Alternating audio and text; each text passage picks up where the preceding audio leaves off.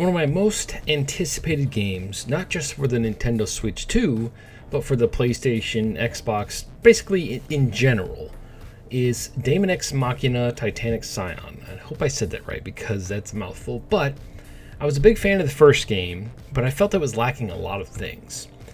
However, I'm happy to report that most of my fears for the second game have pretty much been squashed. If we go over to the game's website, they added all this new information about the game, plus they had some new trailers and a little interview over on IGN, which I'm surprised that wasn't just stuck to the front of the page or something, because it feels like it's all been like, not really much hush-hush, but kind of like, like everybody's on it. And I don't really see other YouTubers really covering it.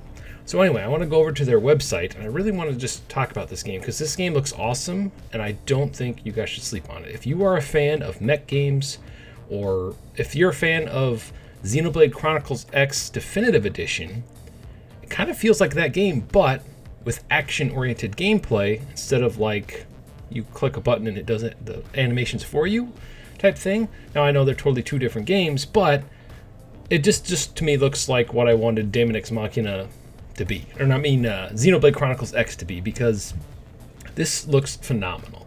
Anyway, let's go over to the website here. Alright, so here we are over on the main website, and I'll leave a link in the description down below or in the comment section so you can go check it out yourself and really learn about the game, because I feel like some of the stuff in their interview they did on IGN and then their trailers and stuff, they need to make people know about this stuff, because there's a lot of questions in the comments section, and if you go to their website, it's all right there. Like one of the questions I had is there character customization, not for the mech, but for your character? And it looks like it's answered here on the website. Anyway, so just to catch you up, see, explore the world, the action, dominated by immortals. Embark on missions across expansive landscapes inhabited by monstrous beasts known as immortals. Whether taking on mercenary work, exploring the world, or collecting equipment to improve your arsenal, your path is yours to decide. Take off in your arsenal and forge your own path to freedom. And they got some really cool images here, like of this big. The world in the first game was super ugly. Like it was all like sand places and ugly rocks. So it looks like they're getting a little more variety in the second game. I'm very curious how this is going to run on the Nintendo Switch 2. It's not an underpowered system, but when you have a system like the PlayStation 5 Pro and high-end PCs and even the Xbox Series X, makes you wonder how the Switch version is going to do. Well, we're going to find out, because that's probably what I'm going to buy it on. All right, it says exhilarating battles, extensive weaponry, and action in 3 dimensions. Hone your fighting style with a full array of versatile weaponry, whether slashing through enemies, in melee with blades, firing missiles, and railguns for head-on assault, or even looting equipment from defeated enemies mid-combat, and their countless approaches to every battle. Find your weapon of choice, annihilate your enemies, and claim victory over the battlefield in your arsenal. This looks really cool. If you look at some of these, man, how come every time I'm making a video, someone texts me? It's like, it's without fail. I'm doing all the research for the video, boom, someone texts me. Anyway, so these have some really cool screenshots, and it gives you a better idea of what's going on, like how this game's going to be, because a lot of people are comparing it to Anthem. No. Not even close. This would blow Anthem out of the water. Anyway, get an edge with particle armaments. Certain body armor comes with particle armaments that consume femto while active, but grant specialized powers in return. Particle armaments come in 3 forms. AS, Assault Shift, which automatically fires at enemies. GS, Guard Shift, which nullifies damage. And WS, Wing Shift, which increases your movement speed. Nice. There's going to be a learning curve for some people, but if you guys can play like Dark Souls and Elden Ring and stuff like that, I think it'll be fine. Anyway, so got some really cool pictures here of mechs. I've always loved mech stuff, mainly because of the customization, but I've always been fascinated with super high tech. I think that's why Mega Man X, I liked it so much. He's a freaking robot. All right, then we'll go on to the next section here, customization. Now this is for the mech. We'll get to the human part later. All right, craft an arsenal from armory of 300 plus pieces of equipment. That's just a start. I'm sure they'll add more once the game is out and they get sales and they add stuff with updates and stuff like that. Your armored suit, known as an arsenal, can unleash different abilities based on your chosen equipment loadout. With 5 armor slots and room for 6 different weapons on board, plus a collection of special attachments, you can customize your arsenal down to the last rivet. Define your personal armored suit as a speedster, a defender, a weapon master, and beyond. Now, in the first game, and here's a good picture of all 3 different armor types. So you're basically small, nimble, and fast. You're basically pretty much balanced type, and then you're tank type. And in the I'll try to find the picture. Hopefully there is one in here somewhere where it shows female armor bodies too. So it's not just like this. They have different shapes. There's tons of them, and they look pretty cool. All right, so down here, seize the spoils of war. New equipment and blueprints can be obtained from carcasses of defeated enemies, as well as certain locations across the battlefield. The more you defeat enemies and traverse the world, the more equipment you'll acquire, expanding your options for customization even further. Nice. So yeah, just like the first game, you can earn stuff. And one thing I saw in the IGN trailer, I wonder why it went to the next one, that's weird, was they basically have warthogs in the world of the enemies. You can kill the enemies and then go drive their warthogs or their vehicles. I'm like, holy crap, you can drive vehicles while in your mech? That's awesome. That's so cool. It kind of had that Halo feel to it. I'm like, that's so awesome. And then here it shows a little customization, color like palettes, just like in Armored Core or the last game of this. So you can fully customize and colorize the whole suit. I like how they show like the whole thing here. I think that's really cool. And then they give you like a bunch of different ones here that you can see. So that's really awesome. Then on to the next thing here. Now this is really cool because this is where I was a little like, is this going to have character customization? And it kind of shows it here. It says, Fusion, the power to sacrifice your humanity for strength. Now in the first game, you could do this with technology, and you could look like really cybernetic and look really weird and have like robot eyeballs and limbs and stuff. The character customization was really cool in the first one. So I'm glad to see it looks like it's coming back. So occasionally, you can find immortal factors excuse me, in the carcasses of immortals.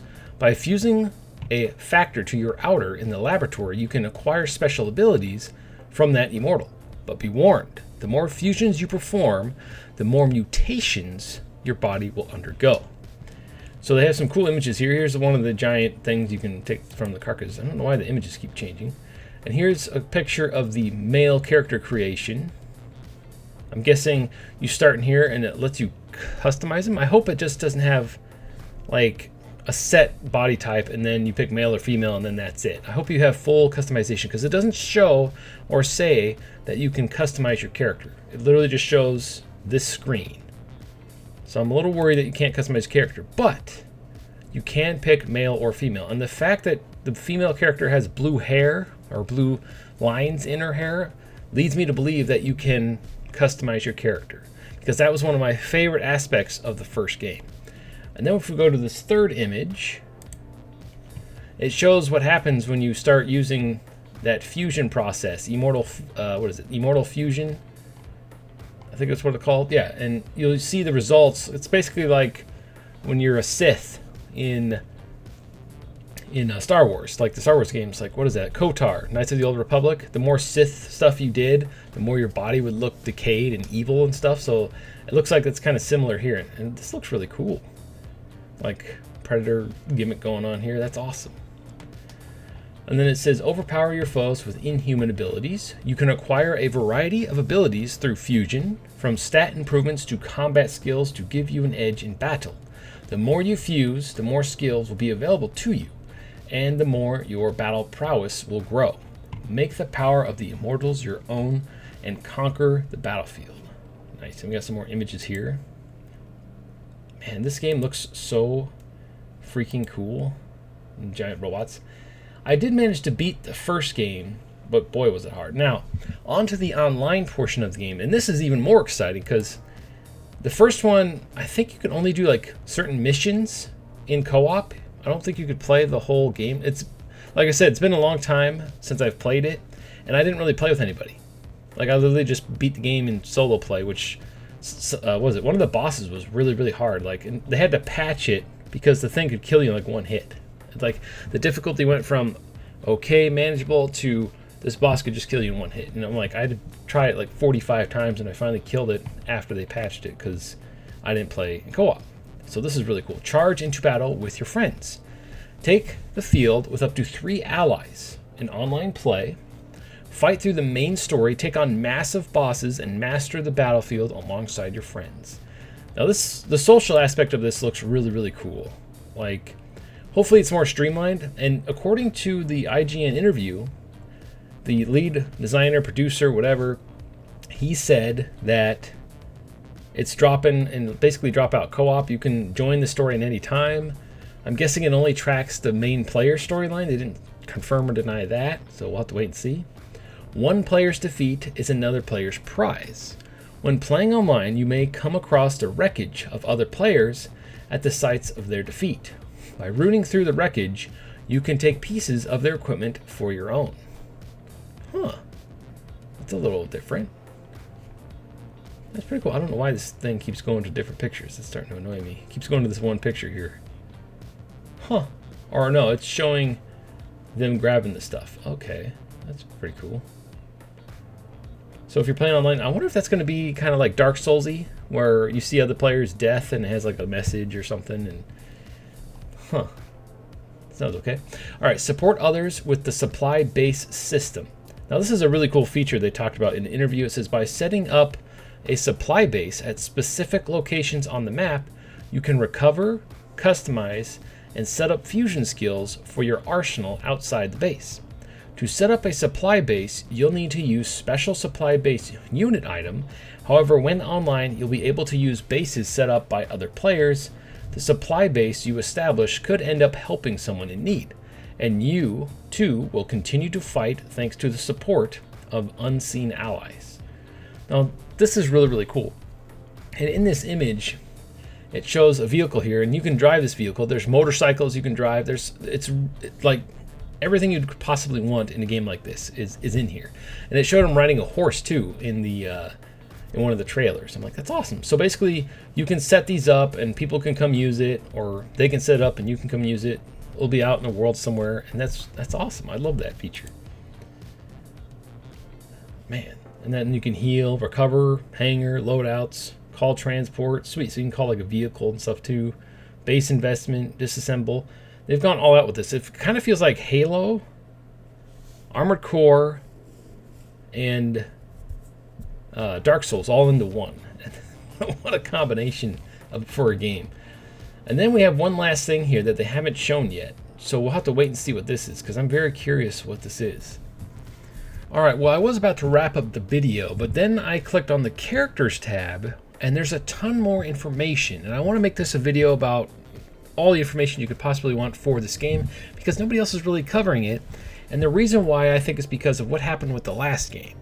Anybody who covered the last game pretty much got copyright claimed or copyright striked, because they were very peculiar about people covering the game. And it kind of, I'm surprised we're getting a sequel, because it kind of killed the coverage of the first game. If you made any content for that game, it would get taken down pretty much. So it's very good of them to allow us to make content in the second game, because this game is going to be really cool. All right, so the first class is Nova. And one of the questions that I see everybody asking in the comment section for their videos, their trailers, even their interview over on IGN is their character creation. Well, real quick, yes, there is character creation. You can pick male or female, although it just says base body, so there's that. But here it gives you an idea of the options, and it looks like there won't be any body morphing, but you can fully customize the face, just like the first game. And I'm guessing the body morphing issue is because they want to make sure nothing clips through anything. So yeah, but it shows you a range of creations, male or female. I love the fact that we can have blue hair again. I mean, the character models look really good. That was one of my favorite aspects of the first game. I made the blue-haired robot dude. He looks so cool. In fact, I'm going to make a video on how the first game runs on the Switch 2. That's the next video on this channel. This kind of is inspiring that. But anyway, just to give you an idea, yes, there is character customization. So for me, this is a day one buy. And it looks like there's face morphing and everything. And there's some tabs in here too. We'll have to zoom in on the when I edit the video so you can actually see it. So it looks like there's hair type, face morph type, eye type, probably face covering like glasses and stuff. And I don't know what this last icon is. It shows a mirror. We'll have to wait and see what that is. But yeah, then you got 2 different tabs. Base body type. You got 2 body types to pick from, and then here's your morphing selections. You got body size, so probably tall, and then head size. So size by probably meaning like how tall you are and stuff like that. So kind of stinks that we don't have body morphing, but I'll take it. And we have basic stuff here, maybe like, oh, your closet, maybe clothing items that you can pick from to start with, or you can change the base suit colors. It looks like you can change the suit colors too. That's pretty cool.